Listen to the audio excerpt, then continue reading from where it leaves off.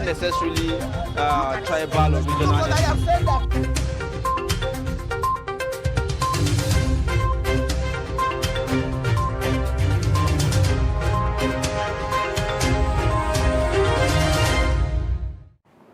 Welcome back, and if you're just joining us, this is Daybreak on Trust Television. Now we're in the newspaper review segment where we take a look at the major headlines on the national newspapers today. And to give perspective to the issues, we have the Director of News, Voice of Nigeria, Mr. Ben Sherman, here with us. Good morning. Yeah, welcome to Daybreak. My pleasure once again, thank you. All right, we'll be starting with the Daily Trust newspaper.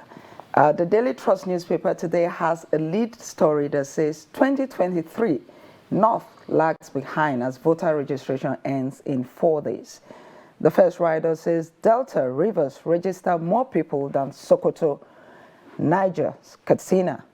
The second rider, Lagos, Kano, Delta top chart, Imo, Yobe, Ekiti lowest.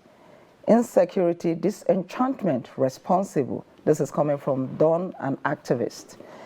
Below that, we have an infograph which shows how the registration stands at the moment. So if you want to get full information of that, do well to pick a copy of the Daily Trust newspaper today.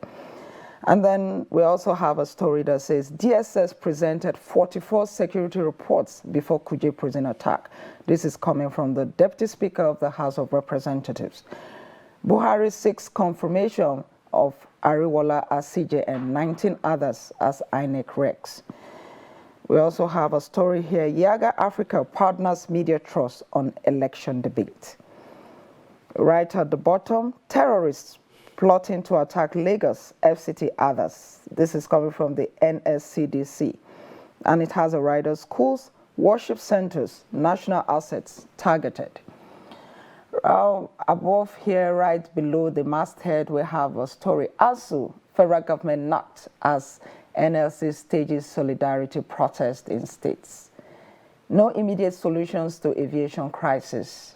This is coming from the minister and the airlines.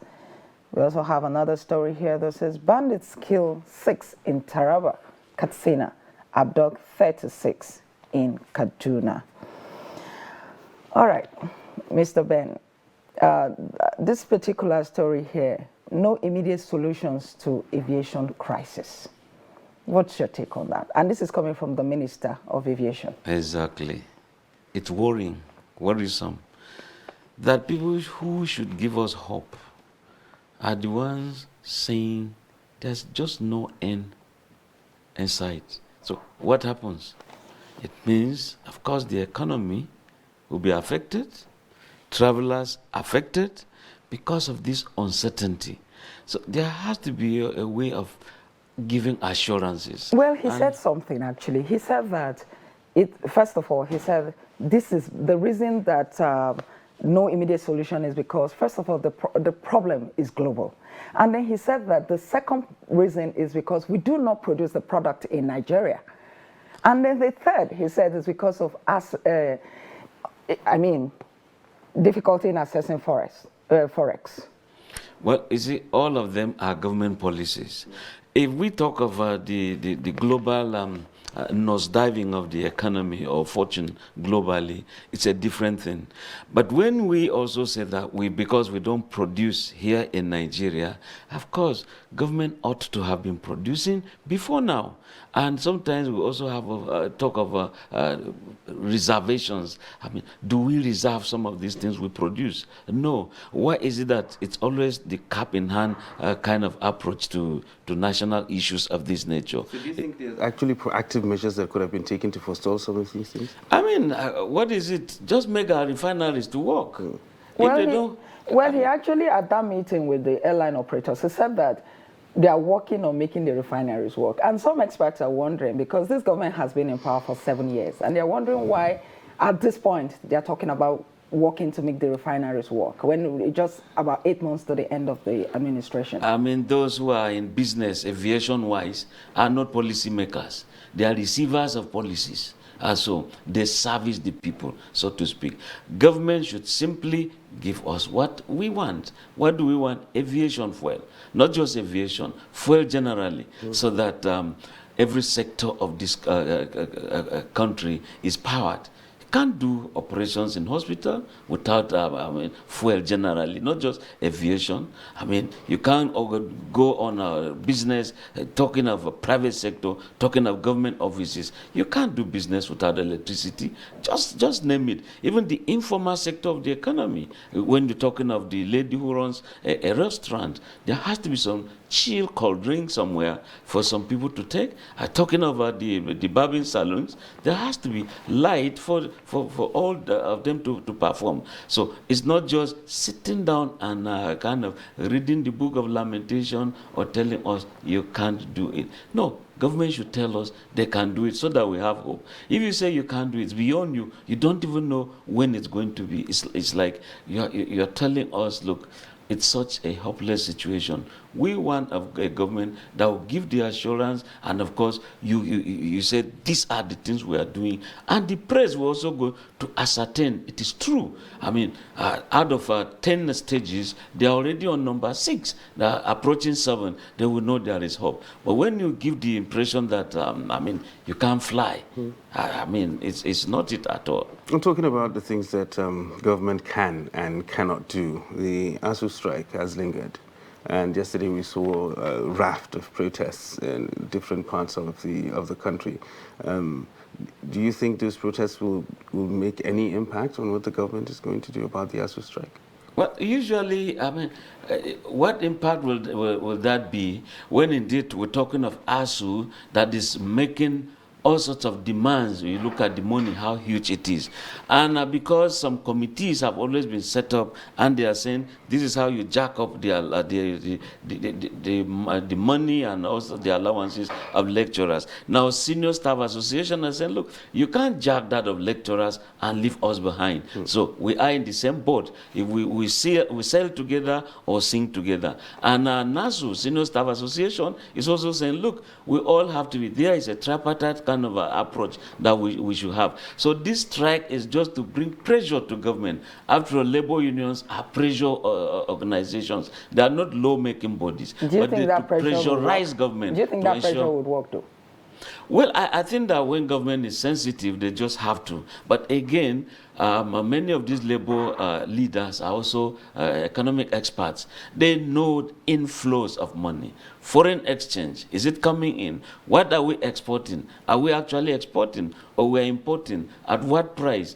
So they tend to know exactly how much we have. And of course, you look at the population in Nigeria, where it is said almost every hour now, a child or 2 or 3 or 5 are given birth to. So population is, in fact, surpassing facilities, surpassing services. And so government at the point too is worried. But again, labor in its own mannerism, the usualness, will have to pressurize government, and government will have to be very, very sensitive. But in terms of results too, government is, you can't just say no to everything. Labor, you can't just say we must get 100%. There has to be some giveaways. I mean, I've decided to cast away this, so I stand on to this. Government will also do likewise, so that there's a point of convergence. So we've had reports of negotiations being held between government and ASUU for a very long time, I think since this strike started. And that's the give and take that you're talking about. And still no headway has been made to end the strike. Yeah, you see, this thing is like advertisement. When they say this is Panadol, and of course, by the time you keep on repeating, something somewhere will happen. We've seen that, yes, some notable persons in society have been brought on board to see that this is resolved. But we cannot just say because it has not yet worked, so let's jettison everything. Let's just say no to everything. If we say no to everything, so what happens? There's a stalemate. There shouldn't be a stalemate. But I think that the Minister of Labor, in my own personal assessment, he appears to be a bit too stiff. we ought to have people who indeed are good negotiators to But you know, the president has asked the Minister of Education to take over the negotiation. And given the minister 2 weeks to resolve this crisis. Actually, we're in the second week now. And of course, I'm waiting to see the magic. I am always a hopeful person, but 2 weeks for this crisis to be resolved is really not a simple thing. Issues of IPPIS, issues of UTAS, there's no reconciliation there. And of course, I've seen that even a copper has a kind of created an app that is saying, look, you can use this, and they've tested it in NYC. It's working. So if Nigerians are providing solutions, university lecturers are saying IPPIS is controlled abroad, is created abroad, but this is what they have also created in terms of university research findings. So why is government saying no? Because universities lecturers are also saying, look, if you look at IPPIs, you pay hard currency, you having the biodata of many people, virtually all Nigerians abroad, control abroad. When indeed UTAS is saying, look, okay, you can hold on to IPPIs if you want, but for the university, this is what we have created. And of course, if you stay by it, I think it's a better way. So there has to be give and take. We are still insisting there has to be, so that we don't believe that there's just no way this crisis could be resolved. There are many ways. All right. There's a story here on the front page of the Daily Trust. Terrorists plotting to attack Lagos, FCT, others.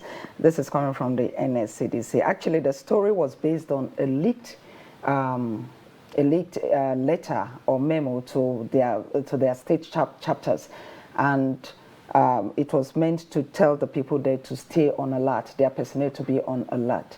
What do you say to that? First of all, security agencies should give us hope. When you just say they will attack there, they will attack there, they will attack there, honestly, you are not giving us hope. You are instilling fears into us. It's like there's one big. There was this book.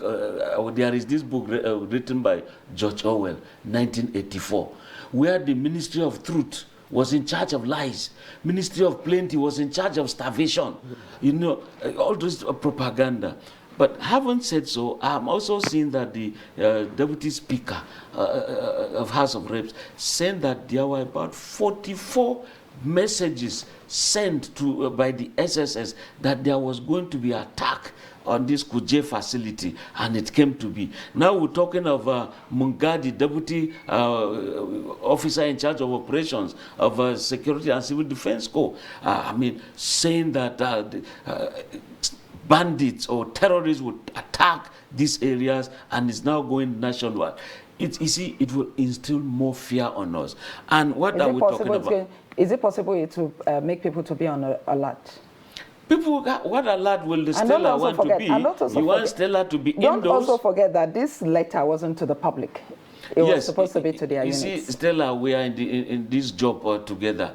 There are things, I can write. And suddenly I give it to Stella to just go to Daily Trust television and I'd simply say, look, according to a leaked document. When indeed they would deliberately leak it to show Mr. President, show Nigerians that this agency is working. But we've been talking of what they call interagency cooperation. If you see, like NSDC, if they've seen this, they've found this, share that information with the Army, with the Navy, with the Air, with the police, with the State Security Service, even with the NIA, so that inflows of arms externally is being traced. And when they do come, SSS internally will now take charge. The police will be all over the place. The army will be so palpable. They are all over the place. But when you say leak document and Nigerians are living in fear, I want to go to the market, see the way people were rushing to take their children from federal government colleges because of all this. Yes, the threats became a reality because at the point Low School in Buhari here was a target. And of course, a captain was killed and some other soldiers. And so, if we having all of this, we expect that the security agencies, once you hear this, you have a kind of a pool where you can share information. This agency moves that way, that agency moves that way. And of course, in terms of joint operations, they should be able to tackle some of these things. But when some people want to outdo, outsmart, show the public, look, oh yeah, we the so-so-so agency found this, we the so-so-so agencies did this, and of course you just felt, let me leak it to the press, and then now saying it's been leaked to the press, or leaked by the press, or the press found it. The press, yeah, someone somewhere must have said, take this so that we can score a point. Let Nigerians know we are working. But yes, you are working. If truly you found out some of these things, you should be able to nip that in the bud. Not that you make Nigeria everywhere people are scared, don't go to market, don't go to public places, mosques, churches, I mean, big gatherings, try to avoid them. Are we saying we should stay indoors? Why are you security agencies? Show them that you are up there and they are down there. Show them that you are the aggressor. Show them that you take the fight to them. Show them that they are mere things and you are in charge. Instead of, do I call it information that is going awry, not properly managed? I think that the security agencies, as in this case, should do more than talking the talk. They should walk it. All right. Yes. Well, that discussion on security has actually led us to our next newspaper that we're looking at, because the Guardian newspaper has this major headline on its front page. Terrorism, Senate mum, Abuja residents on high alert over planned attacks. And some writers here to buttress that story. Wasi, DSS submitted 44 security reports before Kuje prison break. Attack on presidential guards troops. Army lieutenant, 5 soldiers missing in action. Another writer here that says terrorists assembling weapons to attack Buhari's state, FCT Lagos, says NSCDC. And appointing northerners as head of security institutions worsens situation, says Huriwa. And FG procures 6 attack helicopters from Turkey. Now, these are the writers supporting the major headline on the front page of the Guardian newspaper. Talking about the Guardian newspaper, right at the bottom of the page there, expect another NSAS uprising if ASUU strike lingers, NLC Falana tells FG. And right beside that, PDP suit challenging Tinubu Obi's running mates adjourned till August 12. At the top of the page, right below the nameplate, Daniel Oko emerges CAN president, and NBA president fails to attend body of benches meeting. Terrorists kill 3, abduct principal, others in Katsina. And talking about health now, anxiety as cholera kills 10 persons in Taraba.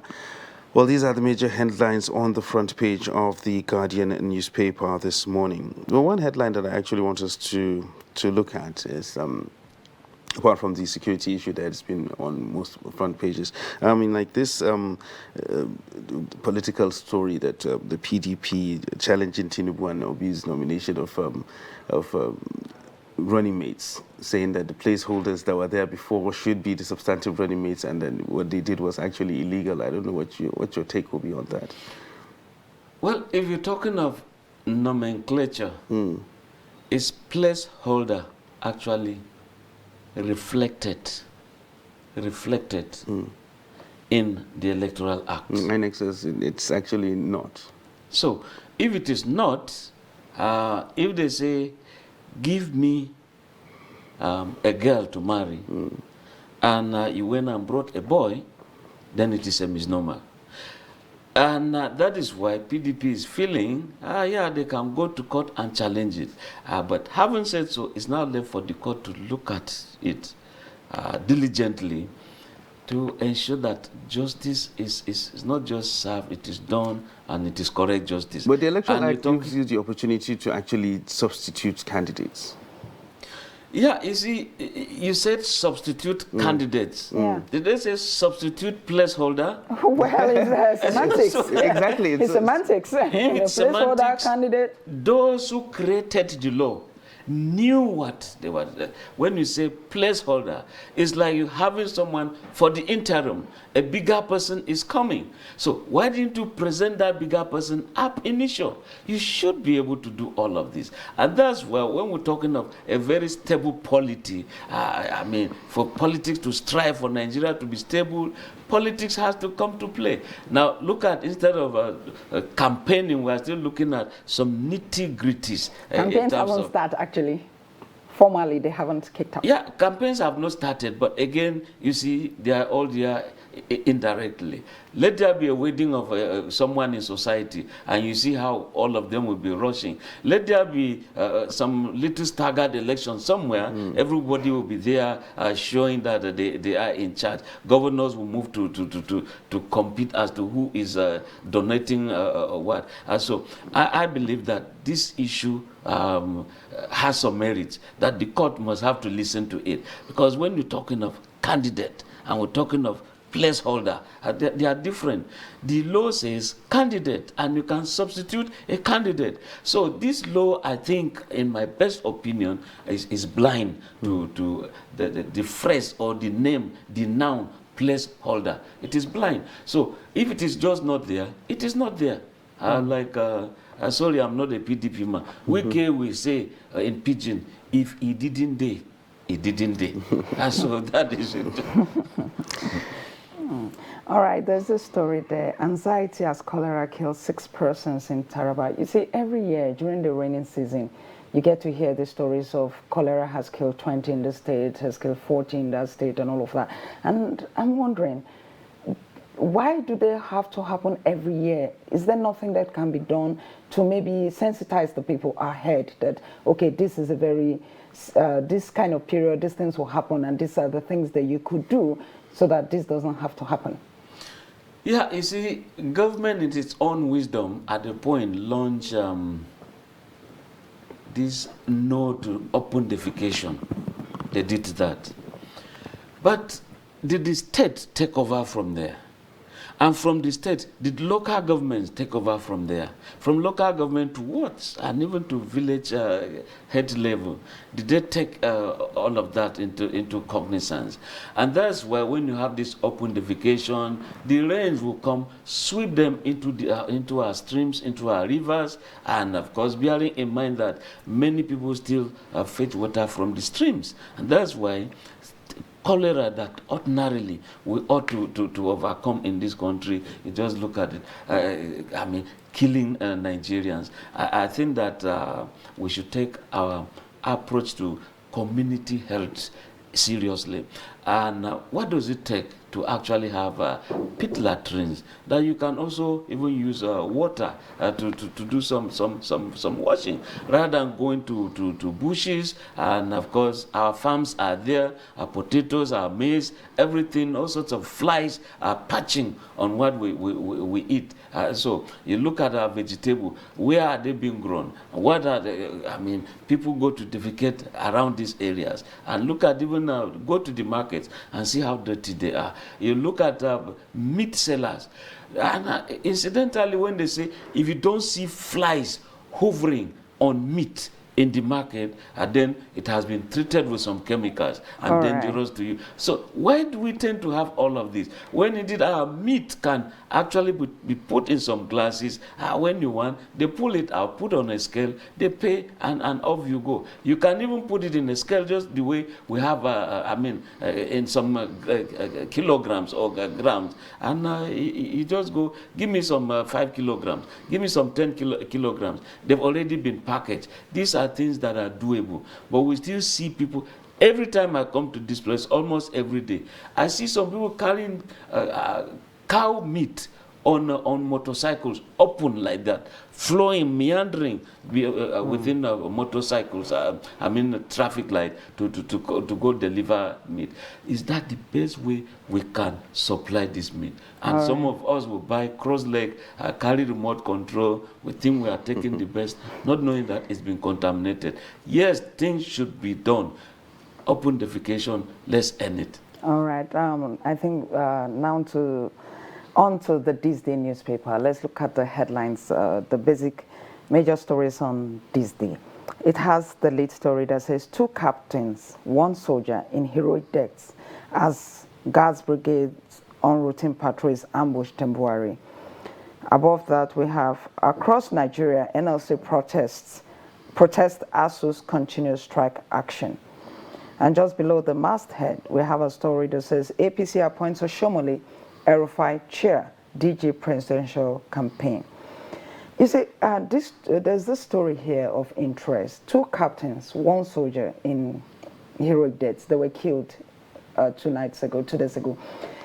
Now, the story surrounding their deaths was that the law school had written a letter, or had made a distress call, rather, to the Guards Brigade, informing them that bandits or terrorists had written them and warned that, or threatened to attack the law school. This captain and his soldiers went there to the law school and met with the teachers and the heads of the school, the management. It was on their way back that they were attacked. This brings me to the issue of informants. How did these terrorists know that these people were on that road at that time? Yes, I tell you two things I once witnessed, and I once said it here. There was a day I was just to change a tire in Area 1. A woman selling this akara, this bean cakes and akamu. That early morning, we saw that she was quenching the fire and carrying everything in a haste. I said, madam, it's too early for you to close shop. He said, my brother has just called me that task force, they come this area any moment from now. And lo and behold, before I could leave, they were there, talking of an informant, insider, informing someone. That is 1. 2, just yesterday, around the city gate, there was a broken down vehicle, and a forerunner came in their big bike. And of course, he was trying to clear things. Of course, I was stuck there. Then someone said, when you see this man, IG one pass here. And honestly, before I could reach the military cemetery, the IG convoy came. So people know movements. So what can be done in this fight? Just a moment. So in the case of these captains, yes, there was this information from the law school. Look, we are receiving some intelligence reports. We're seeing strange movements, and we are wondering, come see. And that team actually went in terms of risk assessment. I mean, they didn't even go with a military vehicle. They were in a private vehicle. I mean, so when you go there, of course, when you are doing some jobs, some quiet jobs, you don't need to pronounce your presence. But again, they also failed to do some security, intelligence work as per their own movement. When we go there, is the cost clear? You must have sent somebody to go in. He makes an observation. Yeah, the cost is clear. Then they move in. They want to return. In the same way, 2, 3 others in different spots must have also gone ahead to clear ways for them. But if you go, there's this thing you call fighting a blind war. You just begin to spray the bullets in some areas, believing that the enemy is there. It's really not the case. So they ought to have done some due diligence in terms of intelligence gathering. You send some people, they go there, they assess. Yes, it is true, you can come in, and you now make this assessment. You're going with your recommendation because of what you have seen. You did not even reach your base. Now you were killed. Something went wrong. And we also expected that when they were killed, there ought to be this prompt, very immediate action from the Guards Brigade, so that those who carried the dastardly act would have been fished, would have been apprehended and brought to justice. So if we allow time to pass, time lapse, of course they will stabilize. And usually those who did that thing, the way they scamper, the way they run, believing that there will be reinforcement so soon, I think that was not done. And we expected, we ought to have been seeing some helicopters owned by the Nigerian Air Force. As soon as, after all, there's also the air wing of the Nigerian Army.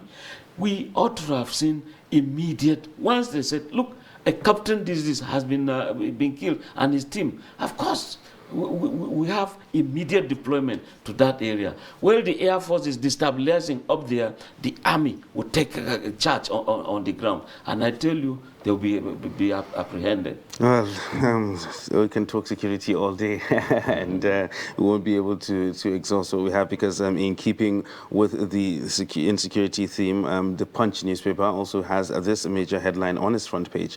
ISWAP plots massive attacks on Lagos, Kaduna, others. Now, these are headlines that we've actually seen on other newspapers as well.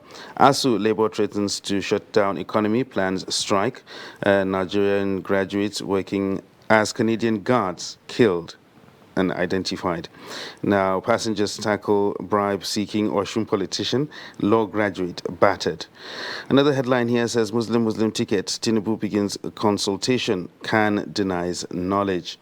And above the name mast there, no immediate solution to aviation sector, as a headline that we've already seen. MFLA, House to bar CBN chiefs from politics.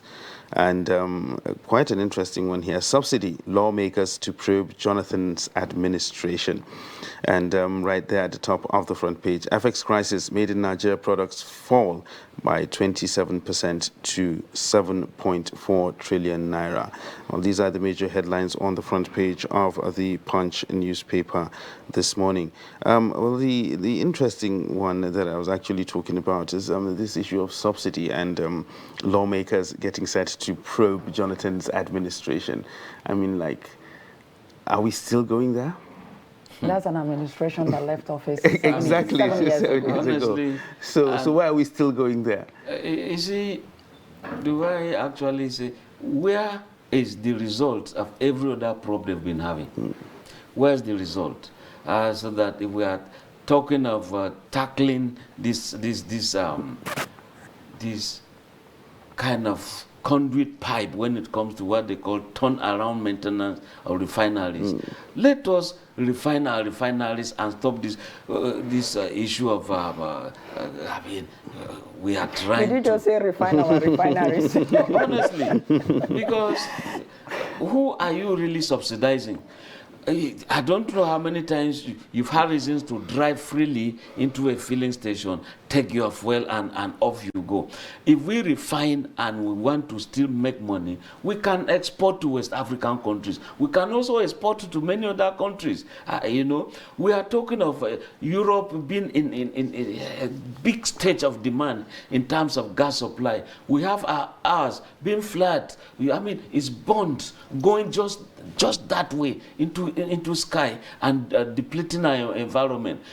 Our reps are not seeing all of these things. Okay, let's go and probe Jonathan. Let's come and probe up to Obasanjo. No, let's stop with Buhari. Where has the result been? We've been seeing all sorts of props here and there. Let us make our system to work, honestly. And I haven't done that prop. They did prop in terms of electricity. Where's the result? We've not seen it. You know, and you're talking of prop.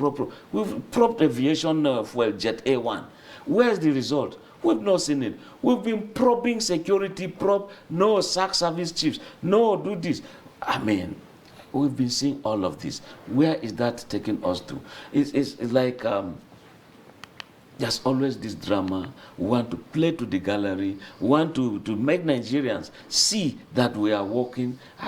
Look, in as much as it does not change the situation, gentlemen, I think that the lawmakers should do a proper oversight function than all this. Where were they all this while? Because some of them are ranking lawmakers. They've been there since 1999, although many have been defeated via these last primaries. But if they were doing their oversight function very well, we would not be in this mess. And so while you are probing the past, something is going on in the present. What are you doing about it? All right, let's quickly take a look at the Nation newspaper. The Nation newspaper also has a lead story that says, 2 officers, 6 soldiers killed in attack on presidential guards. It also has the story, Varsity Strike, act fast to avert unrest. This is coming from Labour to the federal government. Above the masthead, Buhari says confirmation of Acting CJN 19 wrecks.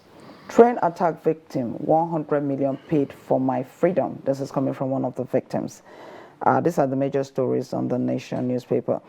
The thing is this, you keep hearing that these train attack victims are paying, their families are paying so much, 100 million, as much as 100 million.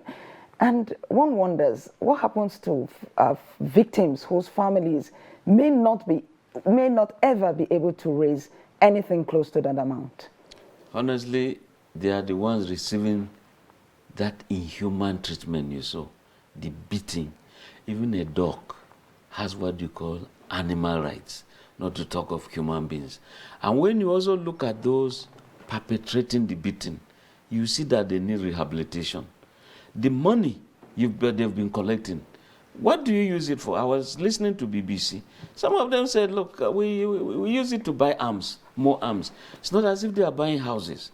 It's not as if they are buying or sending people to schools. So we buy arms. And when I also listened to, they call him Ado Alero, that was said to, they almost gave him a chieftaincy title. The man said, look, the allegation he's bringing, I want government to take it seriously. Said the Hausas no longer take the Fulanis to be anything. I mean, it is something serious that should be looked at. It should be, seriously. Those days we hear of Hausa Fulani, this Hausa Fulani, it was like a joint ticket. But if Ado Alero is now bringing some kind of a divide, I think that those who know, those who should do something, this is time. The warning signals are so clear. If at the point somebody is saying, Sarikin Fulani, the chief or the king of the Fulanis, he's receiving that title, it says a lot in terms of future security. When asked, this money, what do you use it for? He said, when you hear Nigerians are protesting in the streets and government answers them, in our own case, we even attack villagers, helpless people, because that is the only way they can bring, attention of government to what the plight of the Fulanis are. And honestly, I think that if the masses are now attacking the masses, then there is a very big problem. Time has come that everyone should just come to the negotiation table. Those who say, no, we cannot negotiate, I think time has come for negotiation. And when, like you said, Stella, those who cannot pay, the last one, they're saying they paid 100 million. How many people can afford a bag of fertilizer? Yeah. Not to talk of having this kind of humongous amount to pay for freedom. And so I think that government, the carrot and stick approach, the kinetic, use the force where it's possible. But when you say there's going to be collateral damage, innocent people will suffer. They are already suffering. There has to be a way out. Looked into, and we hope that solutions will be found where they are supposed to be. Ben Shamang, thank you very much for coming on the show, and we quite enjoy the insights there being given on the newspaper review. So we hope when next we call upon you, you will be here on the show again. Always a great pleasure. Thank you very much for coming on the show. Thank you very much. All right, well, that wraps up the newspaper review on this morning's segment of the show. So we'll take a short break, and when we return, the break continues. Do stay with us. When the situation where you find that look at not necessarily tribal or regional. I have said that